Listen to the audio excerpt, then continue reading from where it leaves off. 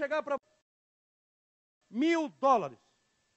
Vou embrulhar, você embrulha num saquinho, passa um elástico e põe dentro da boca de um crocodilo de 600 quilos e fala, se pegar é seu. Você vai pegar? Não, porque você vai ficar sem os dólares, sem o dinheiro e possivelmente, sem o dinheiro, sem o braço e sem a vida. Quantos dólares tinha lá? Tinham. Nenhum. Tinha dólar? Não. Não. Pularam por causa de dinheiro? Não. Não. Quem que estava lá? O filho. Pularam por causa do filho? Não. Não. Cuidado, não. Filosoficamente falando, a condição de filho não garante o amor dos pais, só aumenta a probabilidade de ser amado, mas não garante. Porque nós temos na nossa sociedade, sem citar nomes, casos de filhos que matam pais e de pais que matam filhos. Sim ou não? Claro que aumenta a probabilidade de ser amado, mas não dá garantia do amor. Eles não pularam porque era filho, porque tem gente que possivelmente até empurraria. Eles pularam por algo muito maior que o filho, o amor ao filho. Quanto mede o amor verdadeiro de um pai e de uma mãe pelo seu filho? Não tem limites. É o ilimitado. Então Anaximandro vai falar que é esse sem limites. O que faz este casal pular, não é porque era filho, porque tinha dinheiro, era um amor ilimitado. Eles morreriam 1000 vezes para que o menino pudesse viver mais um dia. Então, a base da vida, Anaximandro vai dizer, é o ilimitado. Aí, Anaxímenes vai dizer que é a água. Aí sim, agora a água. A base da vida é a água. De certa forma, ele está certo. Do que o nosso corpo é mais constituído? Água. Nós moramos no planeta Terra. Mas na superfície tem mais água do que terra. Água salgada, bem entendido, mas é água, né? Mais água do que terra. Concorda que para a criança nascer, o líquido amniótico, a bolsa, não é água, com nutrientes e tal, mas a base é água. Tanto que quando estoura a bolsa, não é assim, não é líquido, água, a base é água. Então a base da vida, vai dizer Anaximandro, é a água. Perdão, Anaxímenes, a água. Anaxágoras vai dizer que a base da vida não é a água e nem o ilimitado. É outra coisa, é o ar. O ar. O ar é a base do evangelho. Ar em grego é pneuma. Por isso que pneumonia vem de ar. Pneu de carro. Você enche com o quê? Ar. Pneumonia. Dá onde? No pé? Alguém teve pneumonia no pé? Dá nos pulmões. E nos pulmões nós colocamos o quê? Ar. A palavra pneuma nos evangelhos gregos, que são os originais, gregos, quando se lê pneuma, se entende, é traduzido como Espírito com E maiúsculo, o Espírito de Deus. É traduzido como Deus. Pneuma, nos evangelhos gregos, quando você lê pneuma, você entende que está falando do Altíssimo. Você nunca ouviu falar do sopro divino, do hálito de Deus? Pneuma. Então, Anaxímenes vai dizer que é o ar. O ar é tão importante, mas tão importante, que ninguém nunca consegue se matar prendendo a própria respiração. A própria, não a do outro. A própria. Mesmo tendo qualquer deficiência mental que você escolher. Nunca ninguém consegue matar-se prendendo a própria respiração. Quer tentar? Não pode tentar, não vai dar certo, não sou bobo. A gente até começa bem, vamos lá. Mas na hora que começar a ficar roxo, sem ar, vai fazer o quê? Ar é importante para a vida ou não? Não é importante? Mas talvez Anaxímenes não pensou que nós podemos morar em Campos do Jordão, com ar das montanhas. E vivermos também com depressão, com síndrome do pânico, angustiados, tristes, respirando o melhor ar que as montanhas podem dar. Outro pensador, vamos pegar Empédocles. vai falar que a base da vida é o fogo. É o fogo. É o calor. Tanto que, quando a pessoa morre e não tem mais vida, o primeiro fenômeno que acontece é a diminuição da temperatura e um enrijecimento cadavérico. Sim ou não? E o corpo fica quente ou gelado? Acabou o calor, acabou também a vida. Se você pegar o centro da Terra, o que é que tem no centro da Terra? Não. Fogo, magma.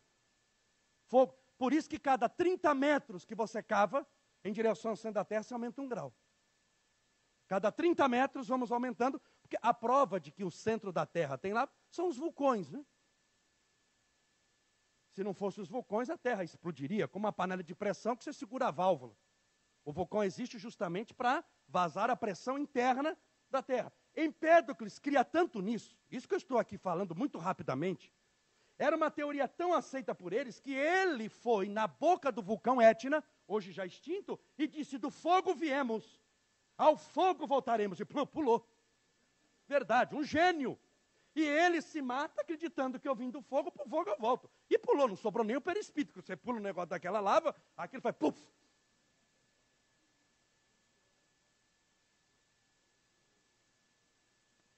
Vamos pegar tudo antes de Sócrates. Tudo antes de Jesus, hein? Não chegamos, estamos em 2.300 anos atrás. Vamos pegar outro. Heráclito. Perdão, vamos pegar antes de Heráclito. Pitágoras. Para quem faz 2º grau, tem o teorema de Pitágoras. Pitágoras era um gênio da matemática. Entenda bem o seguinte: todo filósofo, da grego antigo, era primeiro matemático, depois filósofo.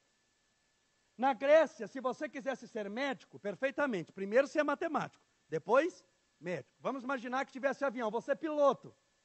Então eu sou matemático, piloto, tudo bem? Primeiro a matemática, a base de todas as ciências para eles, e depois o que você escolher. Então Pitágoras era um gênio da matemática, passou metade da sua vida, do resto da sua vida no Egito, ele fundou uma religião, uma doutrina, ele era o sacerdote principal e a matemática era a base de tudo. Ele vai dizer: o amor é matemático. Pitágoras era um gênio, autor do teorema de Pitágoras, a soma dos quadrados dos catetos é igual ao quadrado da hipotenusa. Era um gênio, o que descobriu a 5ª e a 7ª notas musicais. O que descobriu as oitavas, que é a primeira nota que se repete depois da 7ª, um tom maior, era um gênio. E Pitágoras vai dizer: o amor é matemático, o comportamento humano é matemático, o universo é uma manifestação da matemática. Os amigos assistiram aquele filme Matrix? Já ouviram falar, pelo menos, do filme Matrix? Lá? O menino, quando ficava incorporado, que não é incorporado, porque ficava lá possuído pelo... o Neo, ele não via aqueles números descendo? Ele não enxergava tudo como números? Sim ou não? Ele, quando se transformava, ele enxergava tudo como... Lembra aqueles números descendo? O que é aquilo? Combinações matemáticas, que dão formas, dão, segundo Pitágoras, sentimentos. Tudo você explica pela matemática. Tudo. Ele vai dizer: é a mãe de todos nós. É o princípio de tudo. E ele vai ainda dizer: e também o meio. E aonde nós vamos descobrir Deus? Peguemos outro pensador. Heráclito. Heráclito foi pai de um filho famoso, Hipócrates, o pai da medicina. Era filho de Heráclito, todos gênios. Tanto que o médico, quando se forma hoje, faz o juramento de Hipócrates. O juramento de Hipócrates. Então Hipócrates era filho deste, Heráclito. Heráclito vai dizer: você nunca tomará banho 2 vezes no mesmo rio. Nunca. Você pensa: mas como não? Eu entro no rio, tomo banho, saio e pulo de novo. Ele vai falar num rio parecido com aquele que você acabou de sair, mas nunca igual.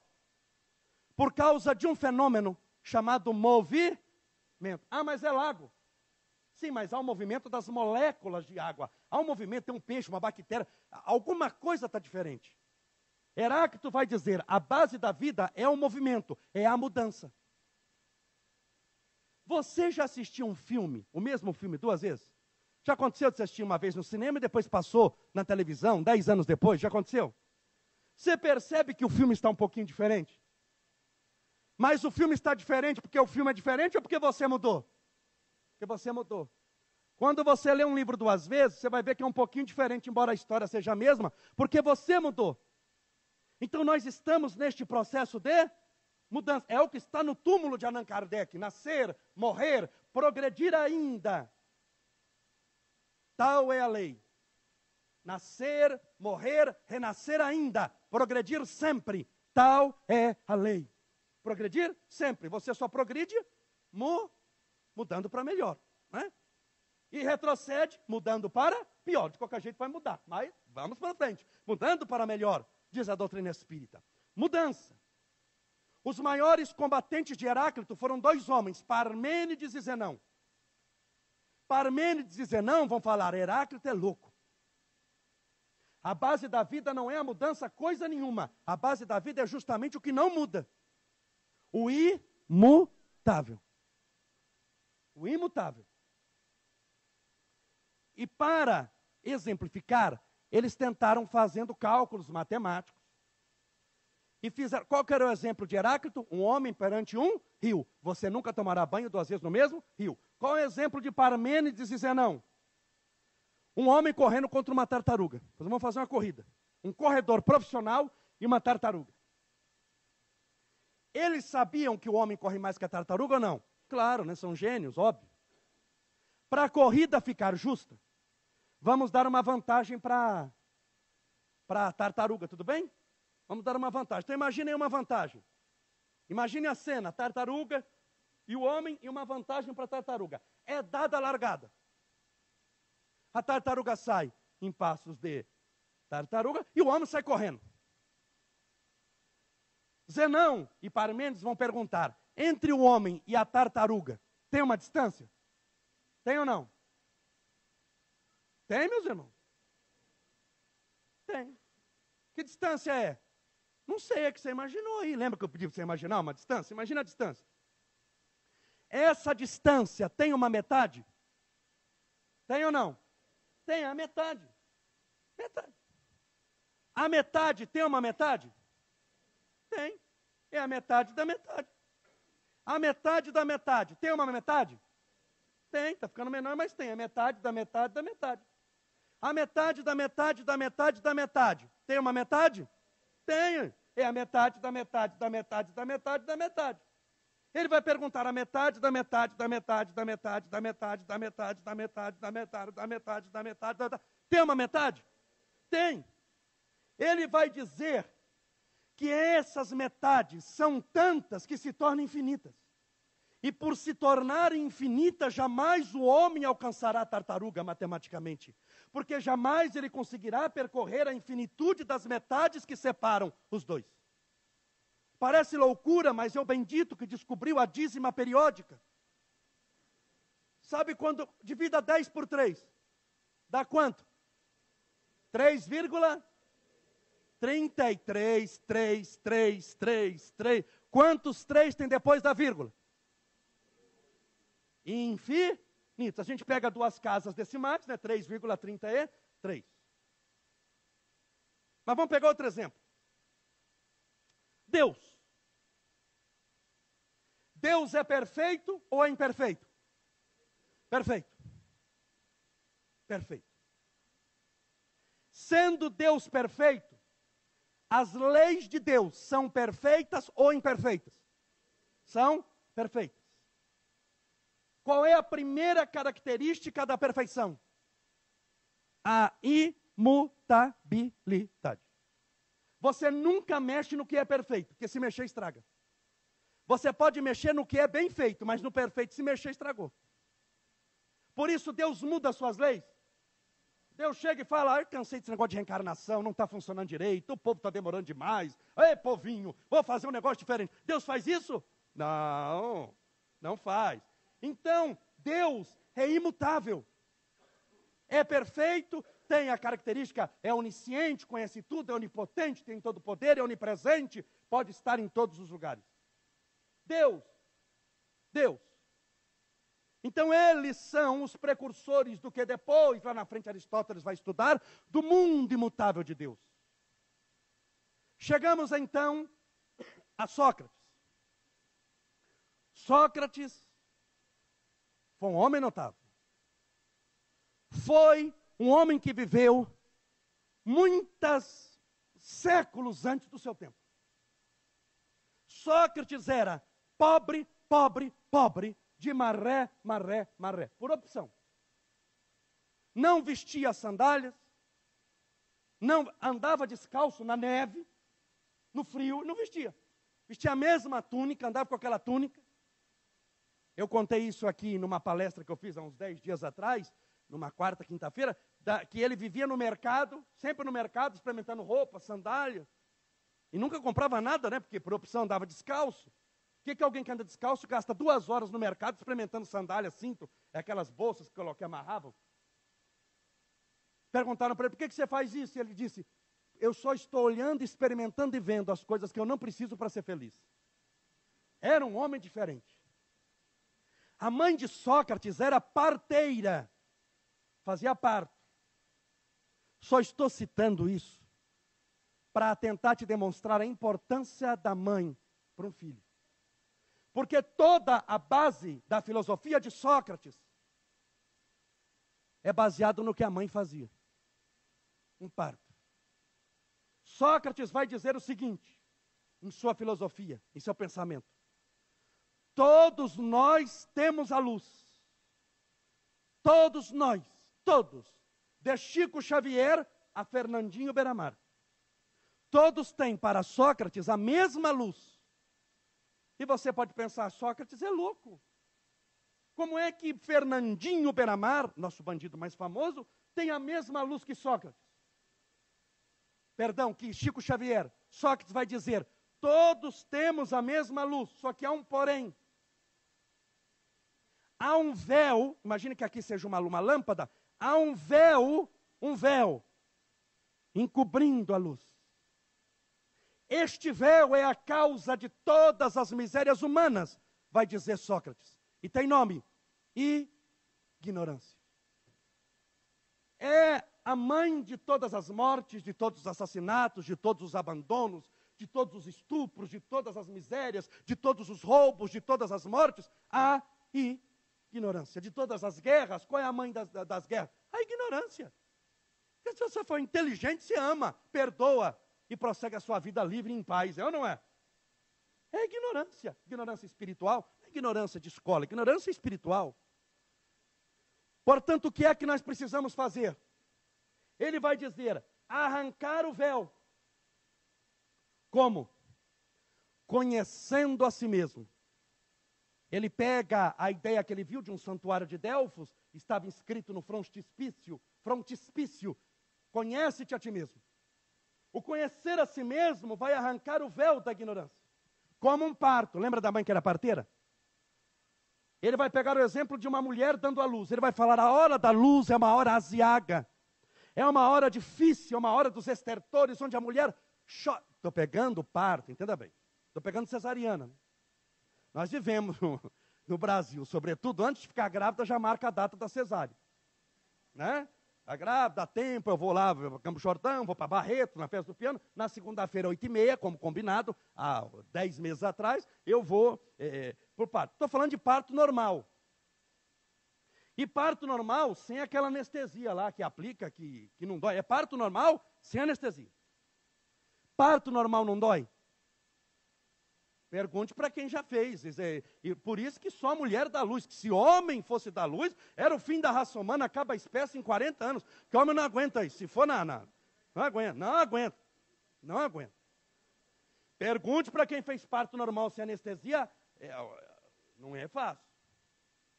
Então, Sócrates vai dizer, a hora do parto é uma hora de muita dor. Dói muito. E é um momento muito perigoso. Porque pode morrer a mãe. Pode morrer a criança, pode dar algo errado. É um momento de muita dor. E quando a dor chega ao seu auge, nasce a criança. E quando nasce a criança, vai dizer Sócrates, a mesma lágrima que escorria e que era de dor, se transforma em lágrima de alegria. Portanto, a primeira experiência que você vai ter ao tentar arrancar o véu é dor. Dá trabalho ser feliz. Dá trabalho. Pega Chico Xavier. Disciplina, disciplina, disciplina. Eu estou cansado, estou doente. Problema seu. Vai trabalhar. Disciplina. Dá muito trabalho. Mas a primeira experiência que você vai ter, ao arrancar o véu da ignorância, é uma alegria e uma felicidade que você jamais experimentou. Sócrates teve vários discípulos, entre eles Platão, o penúltimo de hoje. Platão. Platão é verdadeiramente o precursor do mundo espiritual. O que ele chama de mundo das ideias ou hiperurânio. Ele vai dizer, essa mesa, está vendo essa mesa? Não é a verdadeira. É a cópia, não é que ela é falsa. Ela existe, mas é cópia. Eu nasci numa época que cópia, quando a gente fazia, tinha um bendito de um papel carbono que você colocava no meio. Aquilo sujava a mão, sujava a roupa, sujava a alma, sujava a máquina, sujava quem pegava. E você batia o carbono e abrindo, eu tinha uma sorte com aquele negócio, e você tinha que juntar tudo. Então tinha o original e tinha a cópia, em papel carbono. Então aqui é o papel carbono, é a cópia. Onde está a bendita mesa original? Ele vai chamar no mundo das ideias, mas nós vamos entender como mundo espiritual. Tudo aqui é uma cópia. Por isso ele vai dizer, eu vou lhe contar quando você vai ser feliz. Nunca nessa vida. Nunca. Porque a felicidade não é deste mundo. Já não ouviu mais ou menos? Isso é diante de Jesus. A frase, a felicidade não é deste mundo, é de Platão. Platão. Que tem, no mito da caverna, o que dá uma outra palestra só sobre isso, a história linda da busca do homem saindo das trevas em direção à luz. Vale a pena ler o mito da caverna de Platão. Quando o homem transcende a si mesmo e vê a luz, e ele faz o quê? Incomoda os que estão nas trevas. Ele, Platão, junto com Sócrates, são os que deram origem à sua doutrina, a oração pelos mortos. Imagine que eu vivesse a época de Sócrates e Platão. Minha mãe morreu. Eu chegasse para os dois, triste, acabei de vir do velório da minha mãe. Minha mãe morreu. Sócrates e Platão vão dizer, você está certo e você está errado ao mesmo tempo. Sim, o corpo da sua mãe morreu, é verdade, você está certo. Mas está errado quando pensa que sua mãe é só um corpo. Ela tem uma alma. E essa alma vive. E voltou de onde veio. Ora, se eu saísse de uma conversa dessa, espera um pouquinho. Minha mãe morreu, mas só foi o corpo. Ela tem uma alma e está viva. Se ela está viva, eu quero falar com ela, sim ou não? Como eu falo? Mando WhatsApp para a mamãe, e-mail. Eu faço uma, se ela está morta, uma oração. Que Deus tenha minha mãe, mãezinha querida, não é assim? A oração pelos mortos vem da doutrina de Sócrates e Platão. Ele vai dizer, a base da vida é o mundo de lá. Nós aqui estamos somente numa experiência momentânea. O último de hoje, Aristóteles. Aristóteles, discípulo de Platão. Perdão por eu ter pulado muitos filósofos que são muito interessantes também. Aristóteles era um gênio da matemática, era um gênio da política, era um gênio da filosofia, era um gênio daqueles gênios completos, que domina várias ciências. Várias ciências. E ele vai dividir, muito rapidamente aqui, o mundo em ato e potência. Vamos pegar potência. Potência é o que pode mudar. Ele vai dizer, toda semente tem a potência de uma árvore. Toda criança tem a potência de um adulto. Quando você me dá um nenê para segurar, você dá uma criancinha do sexo feminino. Acabou de nascer hoje, eu estou segurando.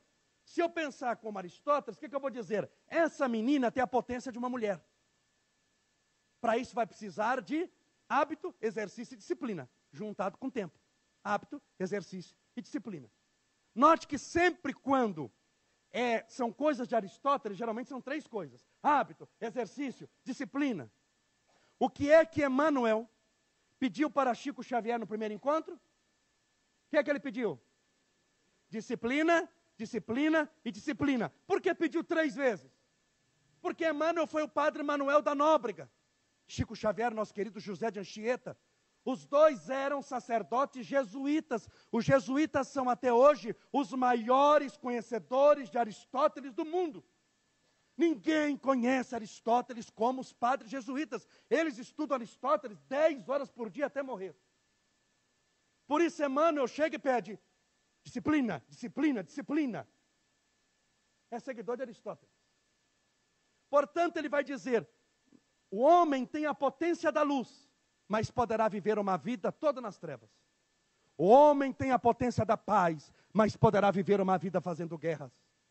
O homem tem a potência do amor, mas poderá viver uma vida no ódio, porque precisa de hábito, de exercício e de disciplina. Que é o que nós precisamos. Hábito, exercício e disciplina. E chegamos então a Jesus, nosso mestre e divino Senhor, cuja filosofia foi baseada num sentimento, no amor, que engloba o perdão, que engloba a caridade, porque se você não tem amor, mesmo que eu lhe dê algo, eu estou fazendo beneficência, não caridade. Dar algo é importante, mas o essencial não é dar algo, é dar de si mesmo. Foi o que Jesus fez. Porque dar algo é uma coisa, eu posso dar dinheiro para alguém até para me livrar dela. Sim ou não? A pessoa tem conveniência, dá R$5 logo para ele ir embora. Não é assim? Vai com Deus, meu filho. É amor ou é para se livrar? R$5 para se livrar. Então, o que a doutrina espírita prega, o que é? Fora da caridade, não há salvação. Nós fazemos até assistência, mas tem que ser feita com amor. Jesus vai dizer, e eu vos reconhecerei, como meus discípulos, por muito vos amar. O amor para Jesus é o suprassumo de todas as virtudes. É a base de uma vida vitoriosa, de uma vida de paz, de uma vida de esperança. Jesus vai dizer, o amor cobre a multidão de pecados. Pegue um bandido, um assassino, cuja ficha policial tem metros, quando não quilômetros de extensão. Quando você vê esse assassino, que muitas vezes mata bandido dentro da própria prisão, porque tem bandido que é temido pelos outros bandidos, de tão perigoso que ele é.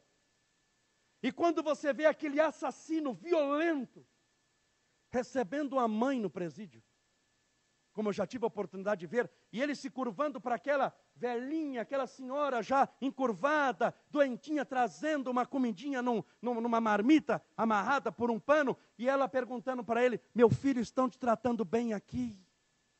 Você está dormindo bem?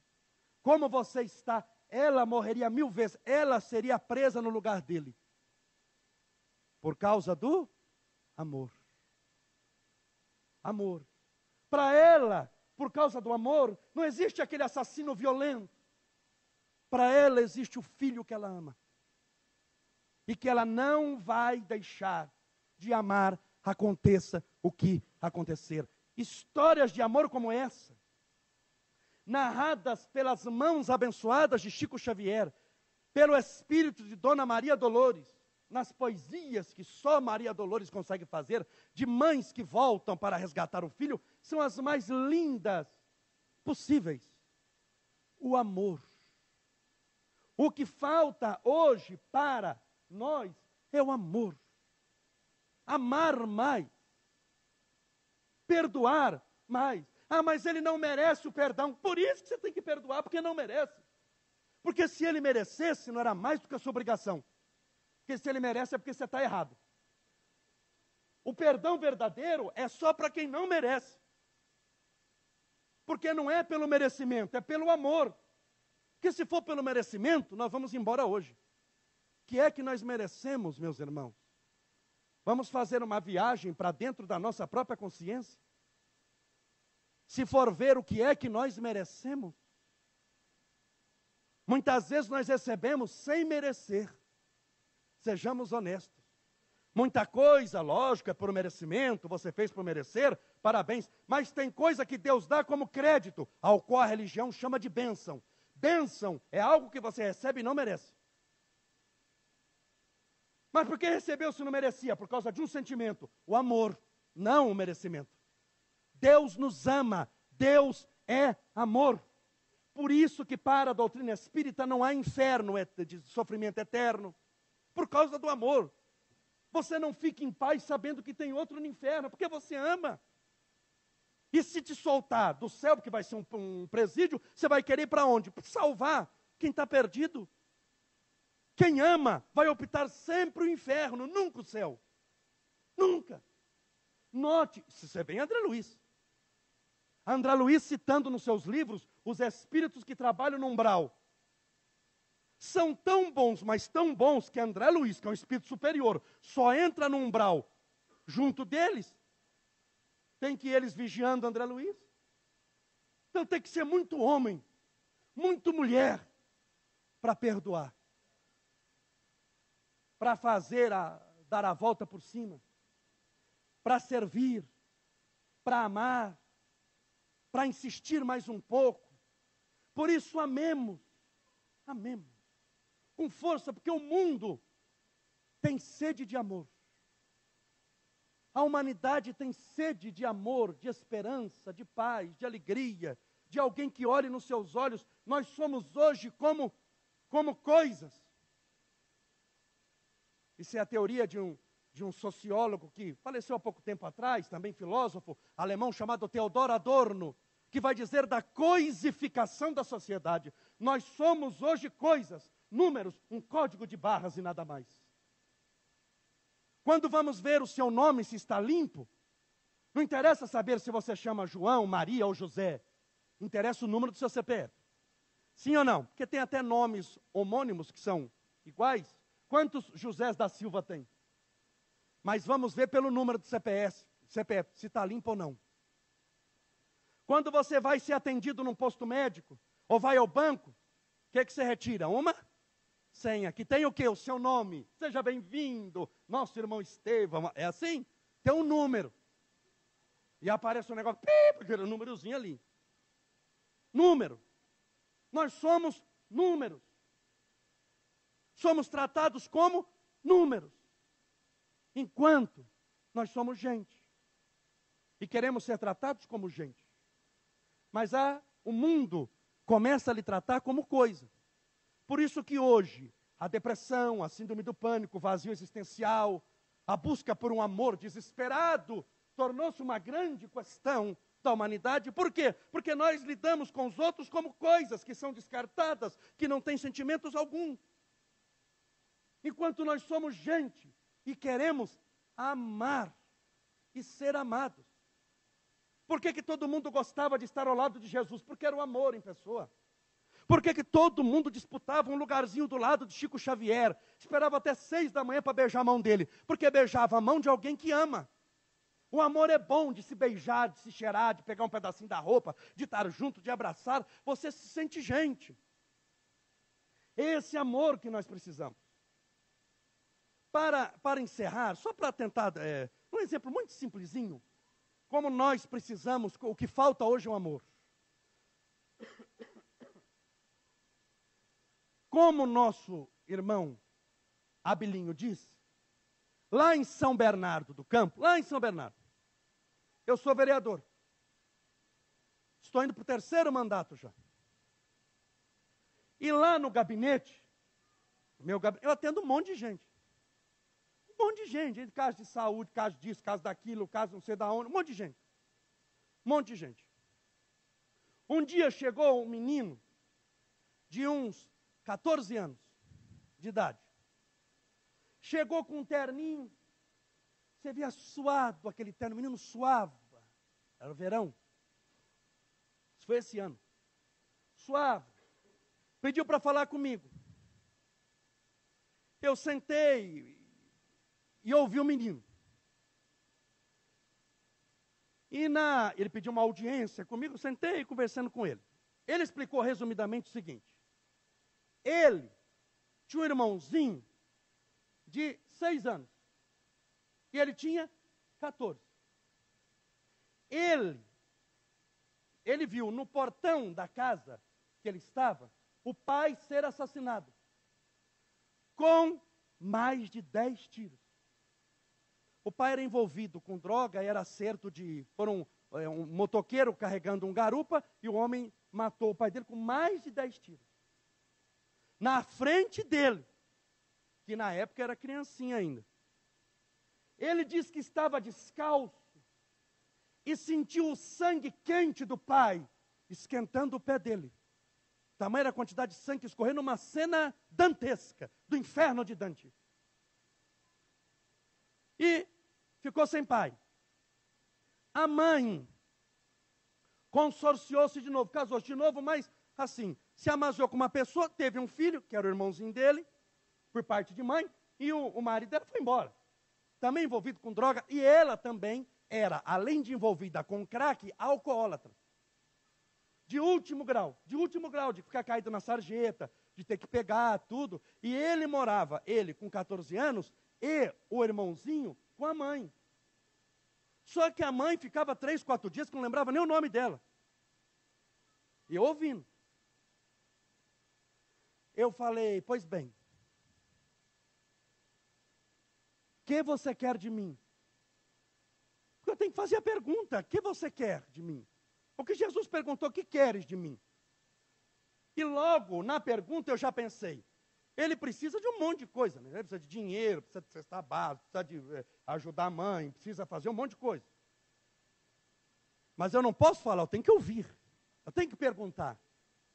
O que queres de mim? Ele falou, pois é, eu assisto o Senhor há mais de um ano fazendo palestra. E olha que era a primeira vez que eu ouvia, hein?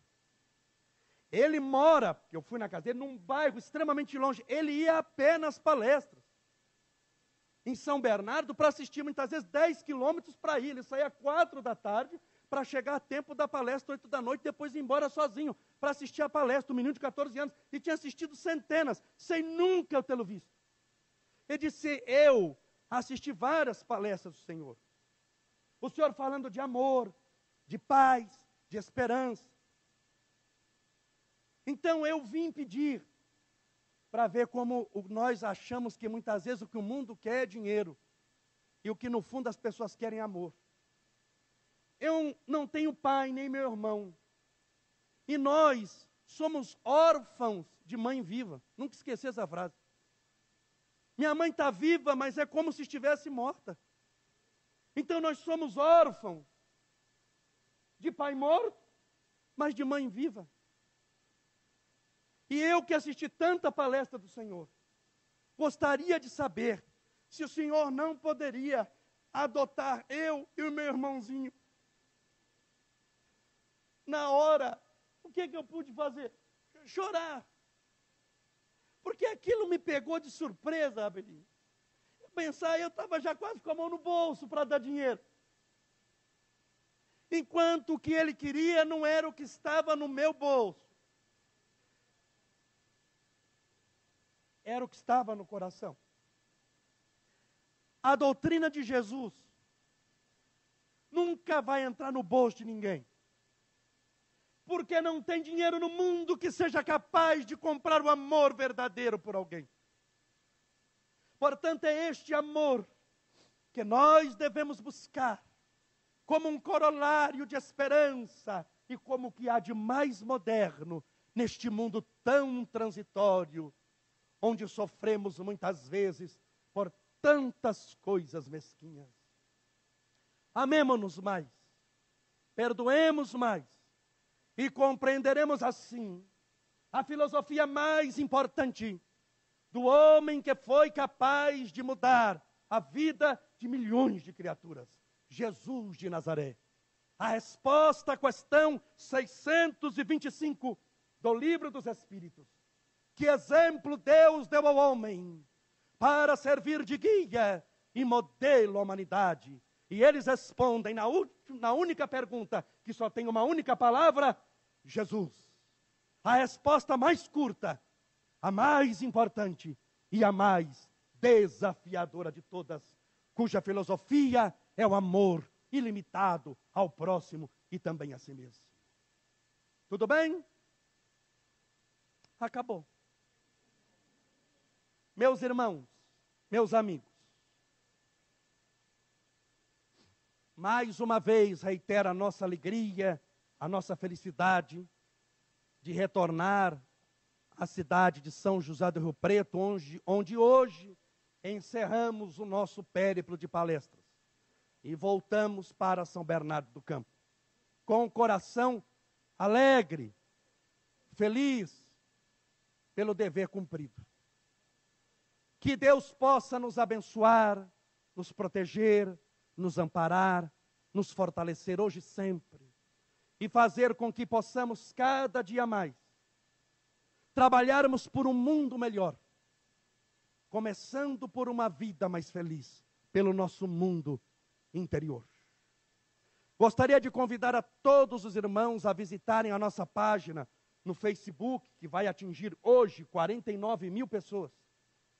E eu gostaria demais que você fosse uma dessas 49 mil pessoas.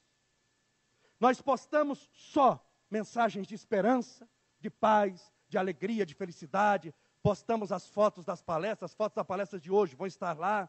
Quando eu saí de casa para vir para cá, eu postei, estou indo para o centro, para Allan Kardec, em Rio Preto. É a maneira que nós temos de manter contato, e o endereço é o meu nome, Estevão Camolese 1. É só entrar, clicar uma vez em curtir, e a pessoa, se você nos visitar lá, vai sempre ter mensagens. Postamos cada 2, 3 horas de esperança, de paz e de alegria. Lembrando que toda a renda do material que está sendo vendido aí, toda a renda, 100% da renda é beneficente, é importante dizer isso, que eu não vivo disso e não pego um único centavo disso também. Todos sabem a minha profissão. E espero encontrá-los em outras oportunidades, se Deus assim permitir, e se for da vontade de Deus. Que esse tempo não seja longo, como foram os mais de 10 anos que nos distanciaram. Se Deus permitir, quem sabe, ano que vem voltaremos. Para a alegria de uns e desespero de outros. Para encerrar a nossa parte e devolver para o Abilinho, para que depois possamos fazer a vibração e o tratamento espiritual coletivo, faremos aquela bênção, muito antiga, de muitos séculos atrás, de uma Europa medieval, camponesa, feita ao se despedirem das pessoas que mais amavam. E a bênção era mais ou menos assim: que os ventos sempre soprem em suas costas, impulsionando o avante. Que o sol sempre brilhe em seu rosto, trazendo luz, esperança, alegria de viver em sua vida, muitas vezes difícil. Que as chuvas tão necessárias nos dias de hoje sempre caia em abundância nos seus campos. E até nos encontrarmos de novo nestas voltas que a vida dá.